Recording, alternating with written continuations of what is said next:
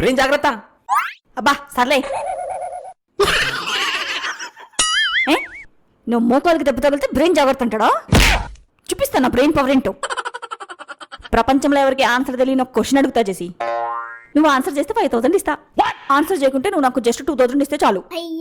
Over confidence. అడుగు. Thums Up, coke, Pepsi ఈ మూడిట్లో తేడా ఏంటి?